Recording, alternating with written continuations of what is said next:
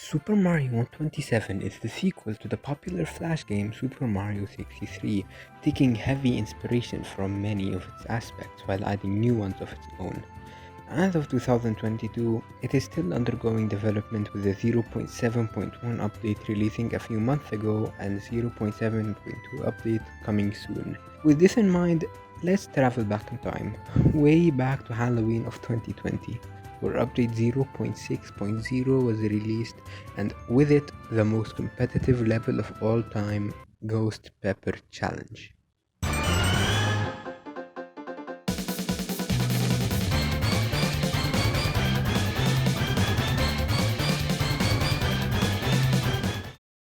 Ghost Pepper Challenge, or GPC for short, is a small but very intense and skill-based template level where players have to navigate an area based on the first Bowser location of Super Mario 63. This level became an instant hit for speedrunning because of its quick movement and short time. The first world records were set on the same day of release, with Dignity Me getting a 23.67. This has no video proof as for many of the upcoming runs. My 23.67 did not stand for long though, as Ninja Gamer 64 quickly took it back right after with the first ever sub 20, getting an unrecorded 19.69. This run was very early into release, so there were still many seconds to be shaved. And save these seconds I did. I quickly destroyed Ninja's time with a 5-second world record of 14.89, which would mark the biggest time save in any world record of this level. Ninja quickly took back my 14.89 with a 13.26, lowering it down to a 12.53 mere minutes later. At this point, competition between me and Ninja was fierce, with me taking his world record and him taking them right back. But Ninja did not wait for me to beat him. He ran with the world record, getting another PB of 12.35. This was the first world record that started to increase the difficulty, as it took me more than a few minutes to defeat Ninja with a time of 12.24, and then a 12.03. After this, Ninja felt slightly demotivated, asking if it was possible for him to even match my time. Despite that, my time did not stop getting lower. I got an 11.88 very soon after getting the 12.03. This run also marked the first one with video footage. Sadly, the footage is slow, but still, let's dive into how this level works and how times got lowered. I start by double jump diving between two platforms, landing on the one on the right. I then quickly dive recover by pressing up, which allows me to jump dive into this note block.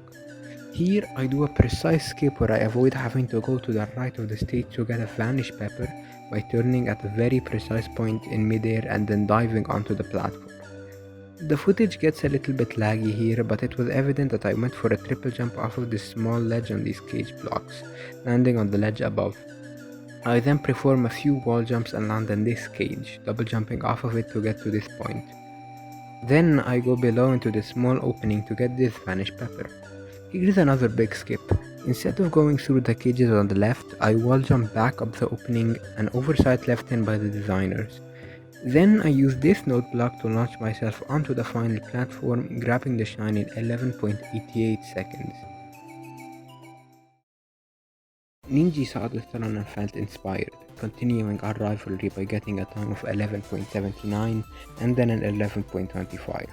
It is unknown how he improved the record as he never recorded his runs, but the credibility he has gathered on the server as well as images of his times were enough to solidify them in history.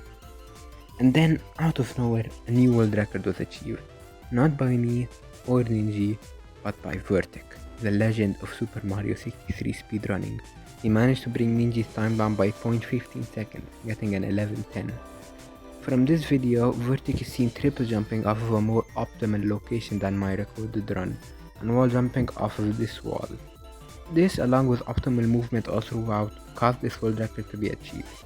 He posted quickly after, simply saying 10.xx soon. Would Vertic follow up on his promise? Of course he would, getting a 10.82 soon after as a result of refining his movement.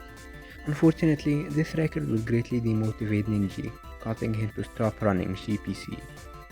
For the rest of this day, the runners decided to try out the other templates available within 0.6.0. For a while, GPC speedrunning would quiet down, with no one trying for the world record. I lowered my time down to 11.12, and that was that. Until the 13th of November, where another Super Mario 63 speedrunning legend by the name of the Gaming 100 would cement his name in history by defeating Vertic. TG100 got a 10.76, then a 10.71, then a 10.66, all in a row. As it would seem, getting world records is starting to get much harder as they become more optimized. Speedrunners were only capable of shaving a few milliseconds at a time. On the same day though, I would discover a strategy that would lower the time by a lot. As it turns out, with optimal movement it is possible to save time with getting these peppers and bouncing on the node blocks found at this side of the level. This sent the speedrunning community on a wild chase to get the fastest world record, with Vertic being the first to get it. Vertic got a 10.68 at first, which was not the world record, but then he lowered it down to 10.64. He did not stop there though and kept lowering it further to a 10.54. This is where I would make my valiant return, aiming to best Vertic with not just a temporary world record, but one that he would have a heck of a challenge beating. I started by getting a 10.72, then a 10.68, then a 10.66, then a 10.60. After a few more attempts, I managed to break the record by a measly 0.02 seconds, getting a 10.52. Easily beatable if Vertic wanted to, so I decided to not stop. After many hours of attempts, I got a run that would be the first truly optimized run of this game, breaking the record by 0.17 seconds and getting a 10.35. This may not seem like much, but with a category this optimized, 0.17 was out of this world. Just look at Vertic's reaction. Time save points, so let's save time. Did Dignity get something? 10:35! Oh my god! 10:35! What the hell? Dignity. Pog. After around an entire day of attempts, Vertic managed to squeeze out a 0.03 second world record with a 10.32. Then he got a 10.27 soon after.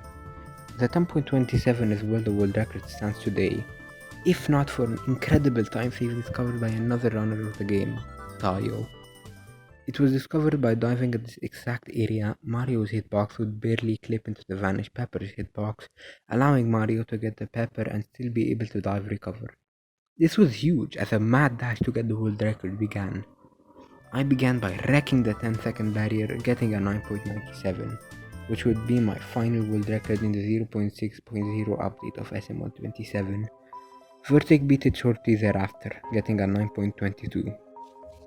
This is the last world record set on the 0.6 update of 127, because shortly after the 9.22, update 0.6.1 released, and with it the biggest time save seen in the history of this level. This update extended the time of the vanished Pepper, allowing us to do this.